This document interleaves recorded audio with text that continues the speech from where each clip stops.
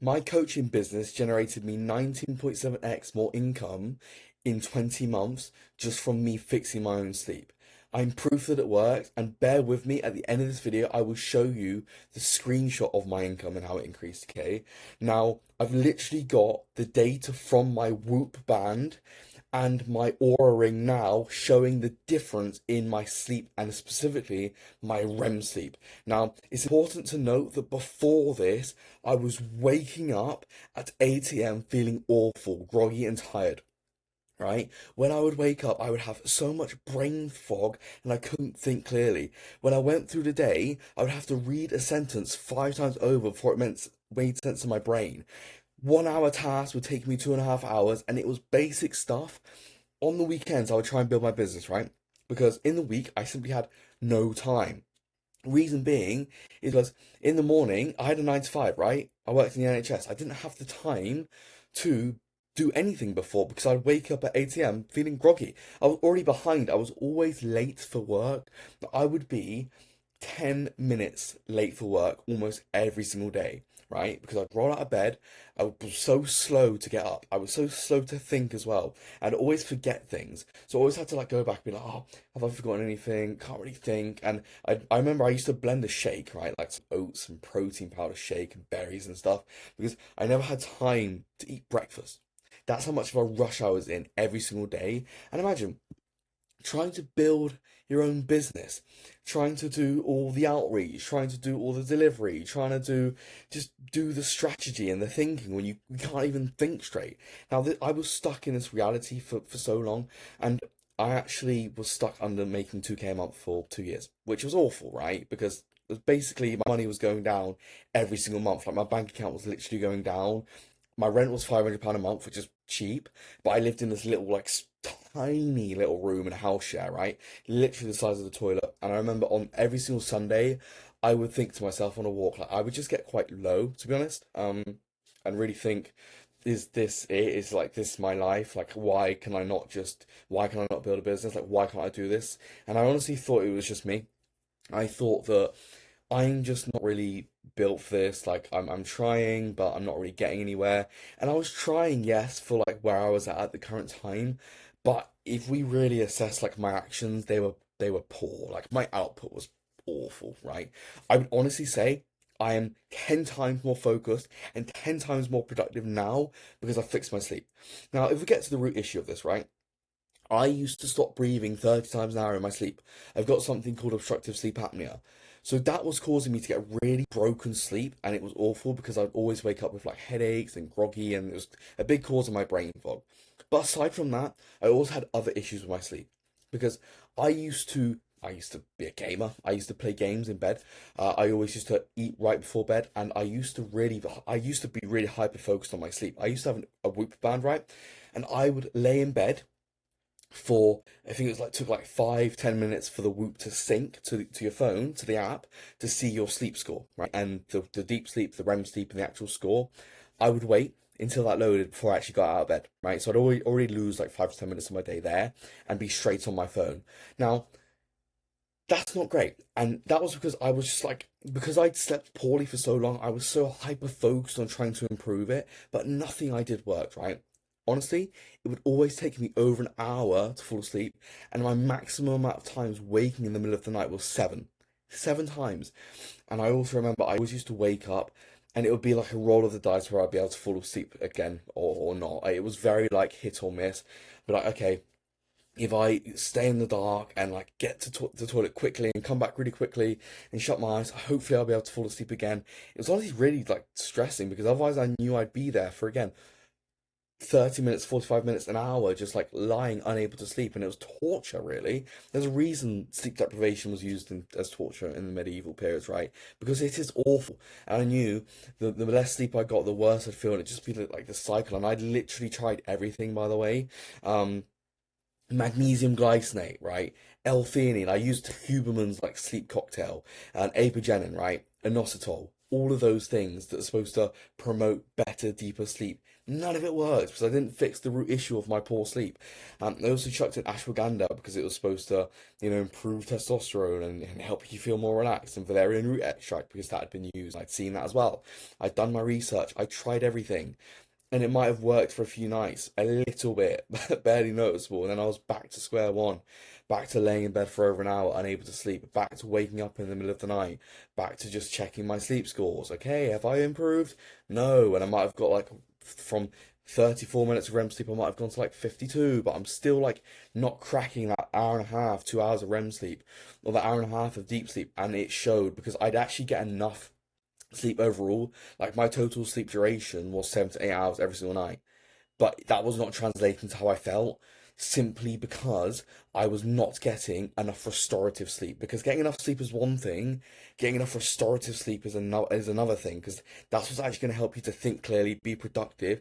Not your total amount of sleep, but the quality of your sleep. That's one of the most important things. And if you want to see where you're at and what your performance is like and how your sleep is actually affecting it, then if you click the description of this video, it will take you to my performance quiz, and you can see where your sleep's currently at and what's holding back your performance, right? So things that I actually did to improve my sleep. Well, I got a CPAP mask, so it basically helps to keep my airways open, so I can actually breathe in the night, which is great, fantastic. Cheers. I don't want to stop breathing, so that's fantastic. I honestly switched my phone off at 8:45 now because despite me still getting treated for sleep apnea now, I can still have issues with my sleep. Although I'm a sleep and performance coach and I've helped many people improve their own sleep, myself, I'm very ambitious. I'm a business owner. I want to always offer the best service and then continue improving. I'm always thinking about the next things that I can do. As a result of that, my mind does race. I'm constantly thinking about things, and I'm constantly get like, why am I thinking about the next tomorrow's task? Why am I thinking about a million one random things? It's because I haven't closed the loop on the day. So I now shut off my phone and my MacBook at 8:45, 8:30 if possible, so I can actually have a bit of downtime to just relax my brain. Now, I like to do meditation, breath work. I use something called Brain FM, really helps to just chill me down. But you can do anything you want, reading a book, journaling, something just like very low stimulus that actually just allows your brain to go from high activity, a lot of stuff, to just, okay, low, wind down, relax. We don't need to be going at 100 miles an hour right now. Let's just chill. And if you do that, the racing mind, the amount of thoughts you have will reduce. Other thing, wake up at the same time every single day. I wake up around 6 o'clock every single morning without an alarm, and that allows me to feel refreshed, not groggy, ready to attack the day.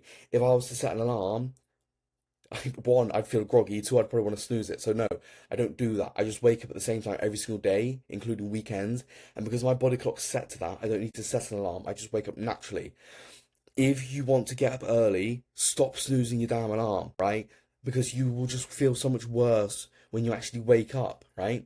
You'll feel even more groggy, you feel even more tired. You've set the alarm, just get up. You either need to just set the alarm and get up, or just sleep all the way through until you were going to get up anyway. Like, don't do the whole alarm snoozing thing because it's really disruptive to your body and your ability to feel refreshed, right? So set an alarm I mean, I don't set an alarm every single day. I wake up at the same time every single day. Obviously, to get to this position, I used to set an alarm, and I used to use something called Sleep Cycle, which woke me up in a 30-minute window in my lightest stage of sleep. So I recommend doing that. Once you do that for a week, you won't need to use it anymore, but you can set like a backup alarm. Like, for example, for me, I could set a backup alarm at 6:30 just in case my body sleeps longer, but seldom does that happen. I just wake up naturally now, which is great. Within like a window, I'm usually up between like 5:45 and like 6:15, which is brilliant, and I feel great, and I can get on and crush the day. Um, Also, morning light is great. Like, honestly, just like not getting straight into work, and I've been bad for that before. Like racing straight into work, getting straight after it. But you want to give yourself time to just wake up a little bit, and you know, just go on a walk without a phone, without any devices. Like, don't blast your brain full of dopamine, so that when you actually get to work, the boring stuff feels good.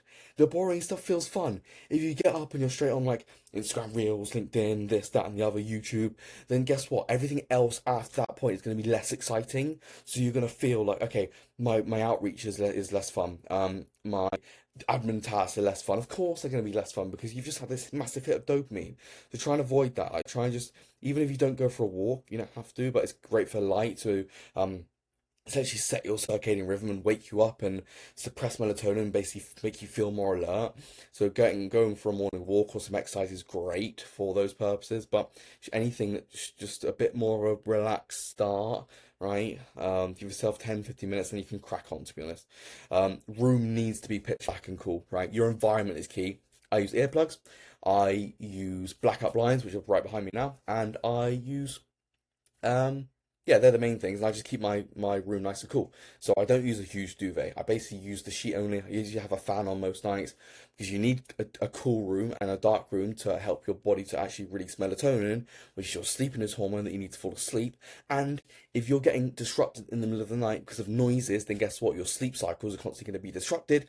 You're going to get deep and REM sleep, and it's just not going to be a fun time. You know those noises that wake you up and you just get like frustrated? Yeah, I don't have that because I use Loop Dream earplugs and they're great. They just help me, yeah, get good sleep. And these things, these environmental things, really help my body physiologically just get the best possible sleep. But there is also the other aspects that you have to do as well. For example, a big one is just never going to bed stressed. I really make a good effort not to have things on my mind that are frustrating, right?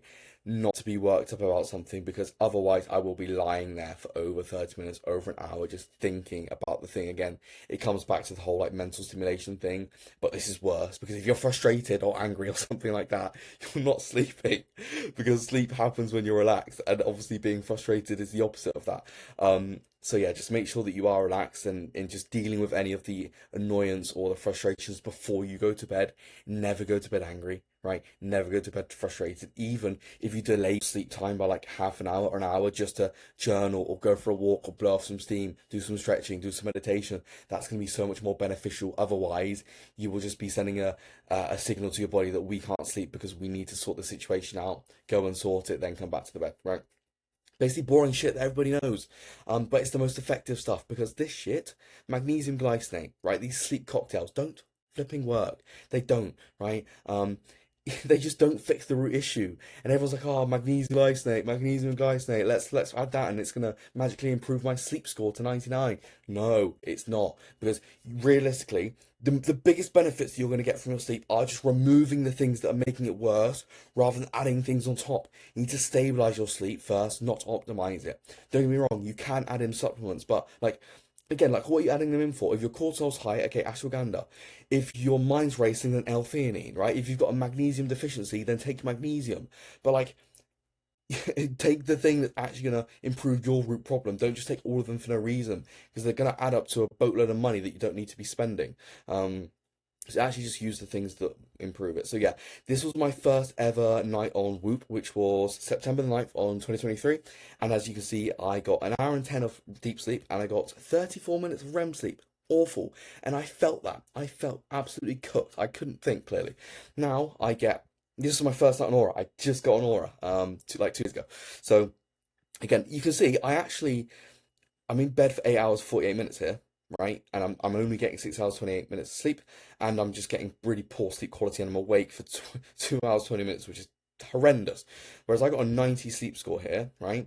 And my sleep efficiency was really good. So the amount I'm actually spending asleep while in bed is very, very high. So I'm not spending loads of time in bed awake. I'm asleep for most of that time, and I'm getting 2 hours and 9 minutes of REM sleep and an hour 30 of deep sleep, which is it's very good. And again, it's because of all this basic stuff that I do now. My sleep is honestly so much better. I can tell you actually how much better I perform. I have periods I can bang out 4 to 5 hours of focused work without batting an eyelid.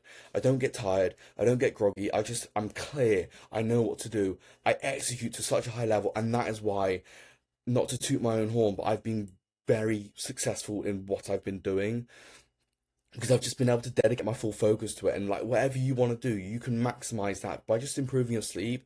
Like people think of sleep as an afterthought, like, oh, it's just something that I'll do. I can sleep less and I'll just push through to get more done. But understand, if you sleep worse or you sleep less to do more work because you've got a racing mind about work, then guess what's going to happen? The next day, you're gonna be slower. You're not gonna be able to think as clearly. Decisions you make will be worse, and ultimately, yes, you'll do more hours of work because you'll be more time awake, But guess what?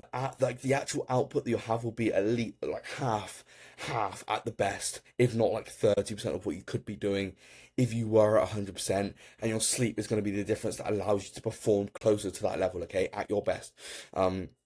So yeah, obviously I haven't got the numbers in because I don't want to put the numbers of my income, but this is May 2023, and I think it was like, yeah, here, which was the 20 months, so here and here, here and here, the 20 months difference, right? Because obviously this was my biggest month in business, and I calculated it 19.7x in 20 months, which is pretty good, and I have worked my ass off to get there, to be honest, and a big thing was like 5 a.m. wake ups I used to do.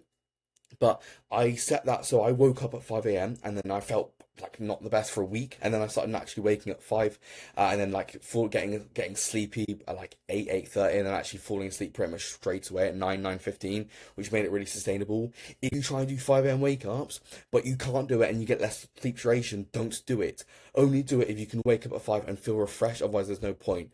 But that basically allowed me to have like because I still work a 9 to 5 as a sleep scientist, so that basically gave me from 5 till like let's say half 8 for work, and then 9 to 5 come back, go gym, and I've still got time there to do more stuff with the business, which is great because I could really help others in this area, and that's what I do now, right? Like I help people go through what I've gone through, and like just massively improve their sleep, which is fantastic because I see like one of my clients, Daniel, started falling asleep 63% faster in 8 weeks. One of my clients, James, felt way more present and less like anxious, which he had that feeling of because when you don't sleep, everything feels urgent and you're never clear and calm and collected. You don't have any clarity. You're living in fight or flight survival mode, and you can't grow a business sustainably like that. You will build a business.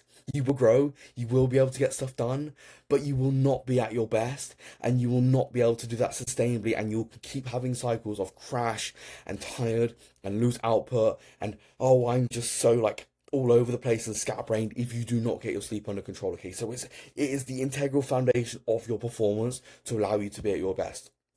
Now, again, I've helped so many people now with their sleeping performance, and it's been great. And if you want to understand more about your sleep and your performance and how it's all being affected and what's actually holding you back from getting closer to 100% and getting closer to the person that just wakes up and smashes all the work that he needs to do and performs at their best and gets everything done, then just take my performance quiz and it will basically show you what you need to work on right now and give you a score band to show, okay, here's where you're at now, and here's the thing that's affecting your sleep and your performance, and what you need to go and do to improve. So yeah, I will see you in the next one.